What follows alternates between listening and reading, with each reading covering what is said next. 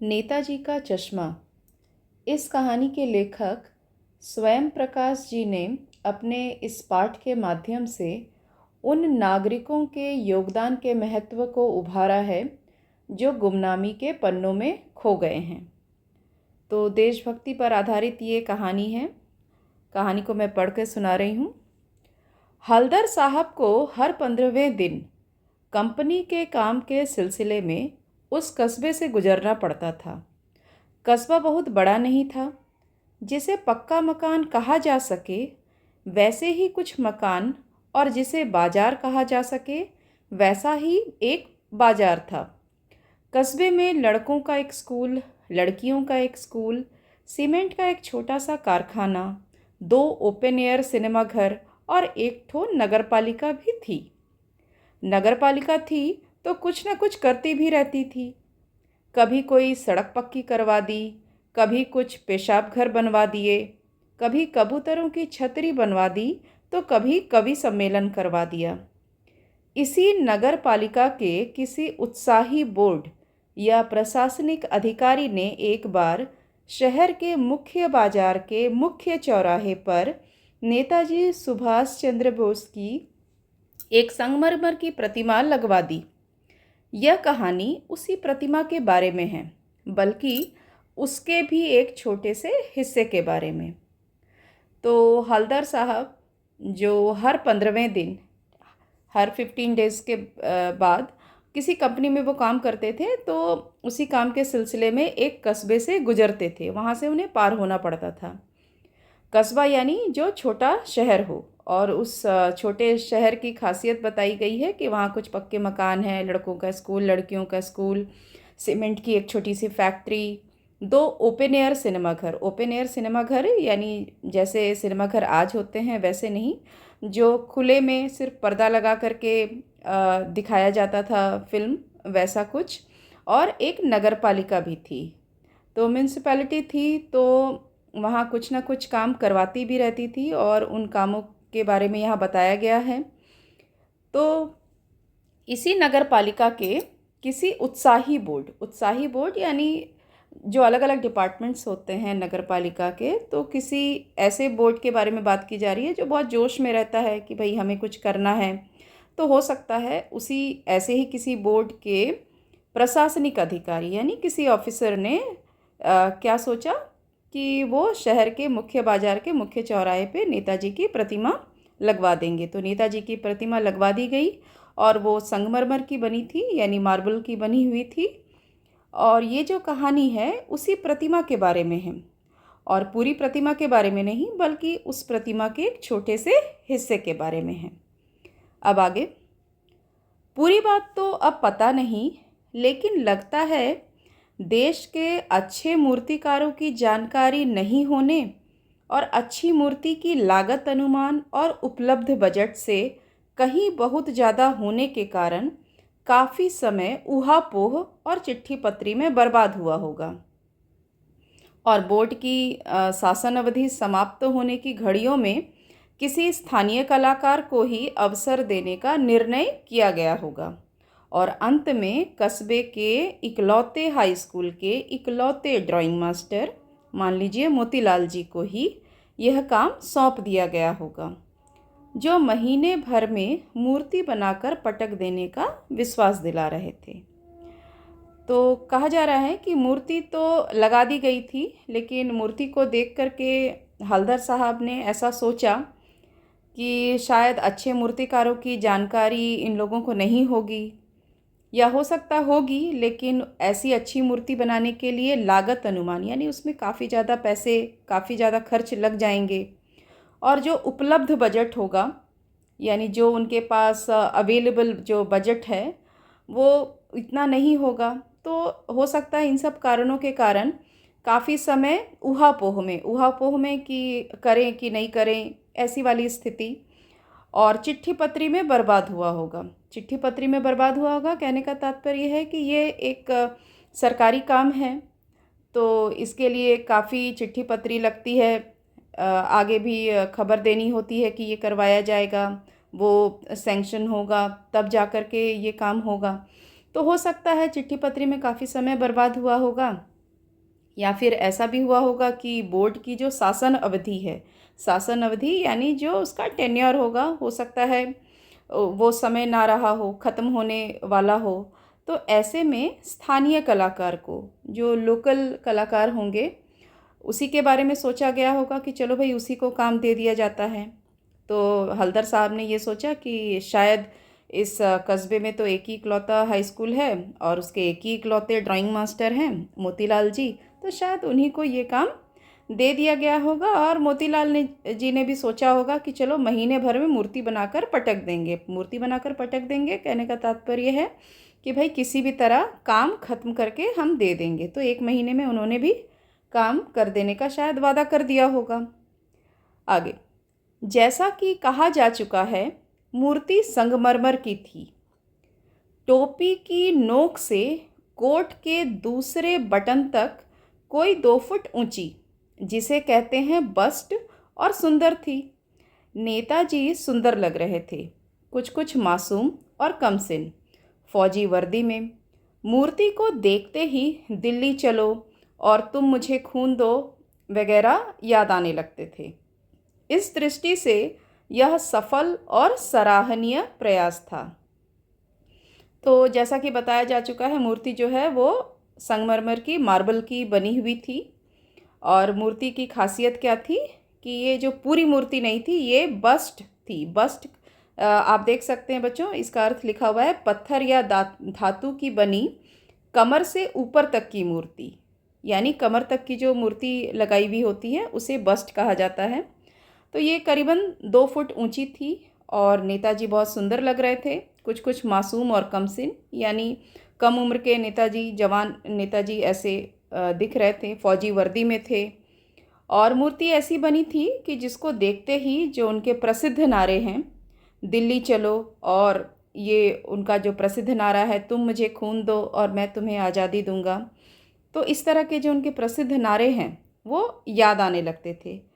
तो इस दृष्टि से यह सफल और सराहनीय प्रयास था।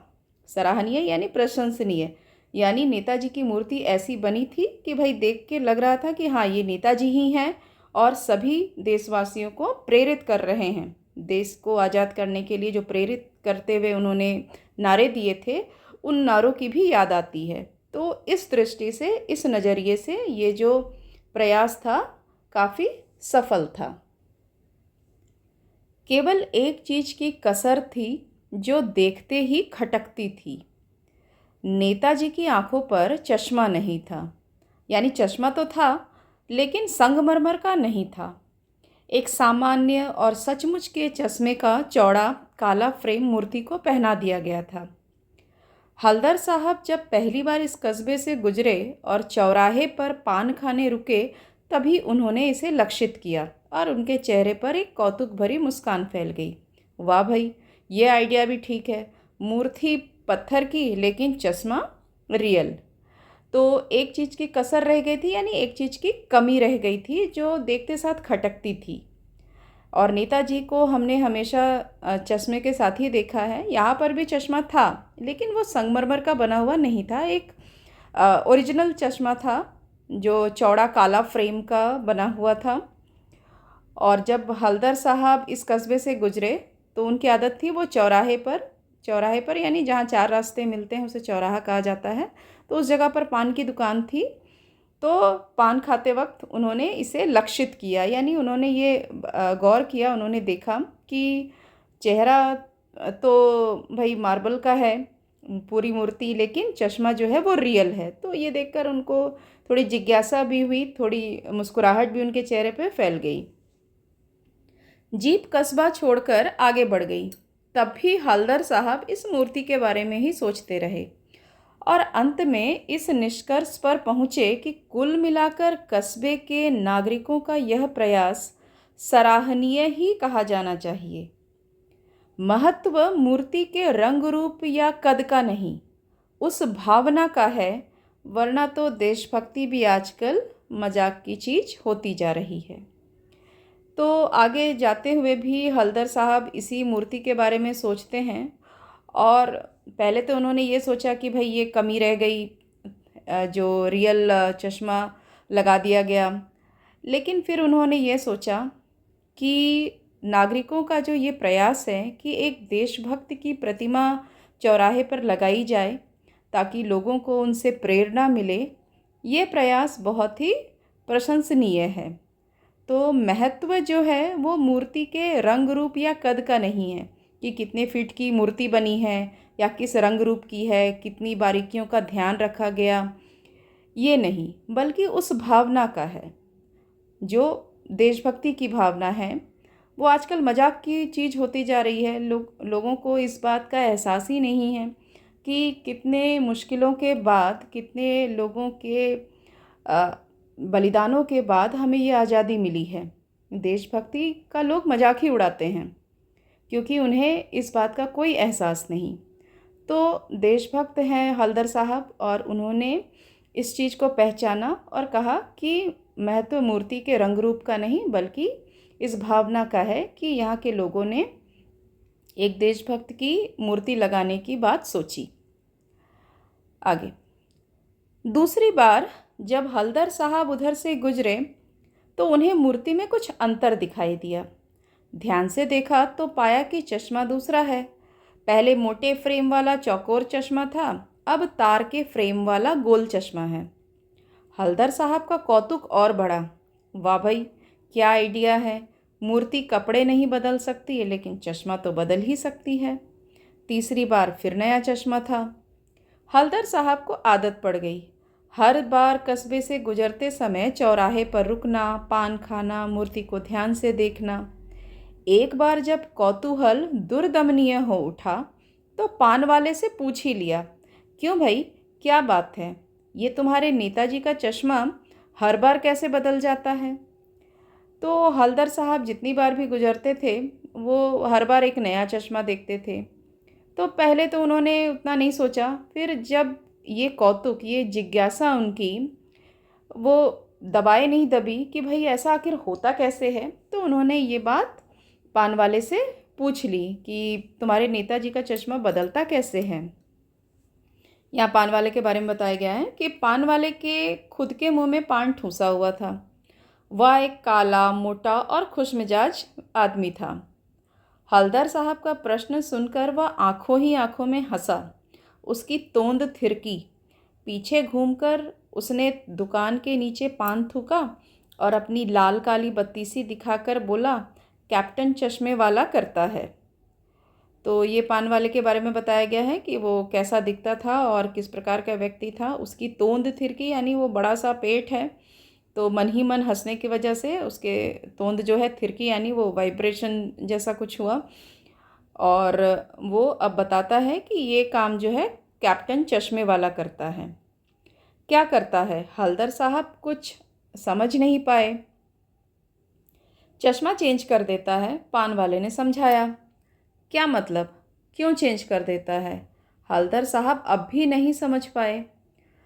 कोई गिराक आ गया समझो, उसको चौड़े चौखट चाहिए तो कैप्टन किधर से लाएगा, तो उसको मूर्ति वाला दे दिया, उधर दूसरा बिठा दिया।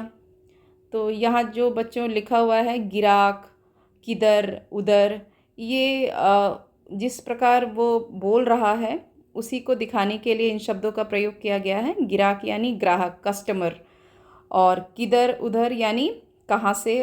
ठीक है, तो वो बताता है कि कैप्टन चश्मे वाला जो है वो चश्मा बेचा करता है।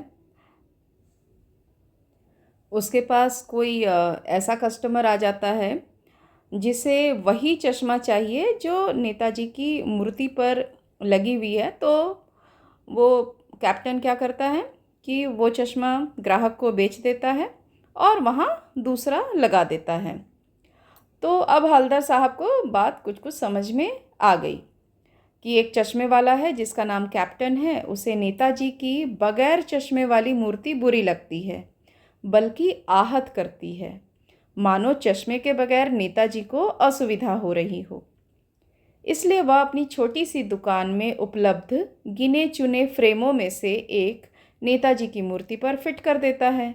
लेकिन जब कोई ग्राहक आता है और उसे वैसे ही फ्रेम की दरकार होती है जैसा मूर्ति पर लगा है, तो कैप्टन चश्मे वाला मूर्ति पर लगा फ्रेम संभवतः नेताजी से क्षमा मांगते हुए ग्राहक को दे देता है और बाद में नेताजी को दूसरा फ्रेम लौटा देता है।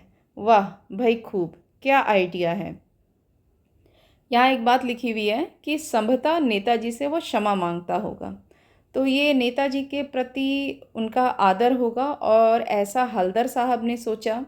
तो ये भी बताता है कि हल्दर साहब जो स्वयं एक देशभक्त है, वो भी शायद अगर ऐसा करते तो नेताजी से क्षमा मांगते और उसके बाद फिर उनको चश्मा लौटा देते। तो उन्होंने वैसा ही कैप्टन के लिए भी सोचा। लेकिन भाई, एक बात अभी भी समझ में नहीं आई। हल्दर साहब ने पान वाले से फिर पूछा, नेताजी का ओरिजिनल चश्मा कहाँ गया? पान वाला दूसरा पान मुंह में ठूंस चुका था। दोपहर का समय था, दुकान पर भीड़ भाड़ अधिक नहीं थी। वह फिर आंखों ही आंखों में हंसा। उसकी तोंद थिरकी। कत्थे की डंडी फेंक पीछे मुड़कर उसने नीचे पीक थूकी और मुस्कुराता हुआ बोला, मास्टर बनाना भूल गया। तो अब इस सवाल का जवाब पान वाले ने दिया, कत्थे की डंडी फेंक। कत्था जो होता है पान पे लगाए जाने वाला एक तरल पदार्थ होता है जो ब्राउन कलर का होता है। तो उसकी डंडी को उसने फेंका, पीक थूकी और उसने जवाब दिया कि भाई मास्टर जो थे मोतीलाल, वो बनाना भूल गया। पान वाले के लिए ये मज़ेदार बात थी, लेकिन हल्दर साहब के लिए चकित और द्रवित करने वाली। चकित और द्रवित करने वाली क्यों? क्योंकि उन्हें आश्चर्य लगा कि कोई नेताजी का चश्मा बनाना कैसे भूल सकता है, क्योंकि हमने उन्हें हमेशा चश्मे में ही देखा है। तो ये तो बहुत बड़ी कमी रह गई और इसी कमी को वो कैप्टन चश्मे वाला पूरा किया करता था। तो यानी वो ठीक ही सोच रहे थे। मूर्ति के नीचे लिखा, मूर्तिकार मास्टर मोतीलाल, वाकई कस्बे का अध्यापक था। बेचारे ने महीने भर में मूर्ति बनाकर पटक देने का वादा कर दिया होगा, बना भी ली होगी, लेकिन पत्थर में पारदर्शी चश्मा कैसे बनाया जाए, कांच वाला, यह तय नहीं कर पाया होगा। या कोशिश की होगी, असफल रहा होगा, या बनाते बनाते कुछ और बारीकी के चक्कर में चश्मा टूट गया होगा, या पत्थर का चश्मा अलग से बनाकर फिट किया होगा और वह निकल गया होगा। उफ। तो यहाँ कई अपने अपने आप को ही उन्होंने उत्तर दिया है कि आखिर मोतीलाल जी क्यों भूल गए होंगे चश्मा बनाना। तो उन्होंने ये सोचा कि शायद उनको बनाना नहीं आ रहा होगा, या बनाया होगा तो टूट गया होगा। कुछ ऐसा ही उन्होंने सोचा और सोचते सोचते वो खुद ही थक जाते हैं और कहते हैं, उफ।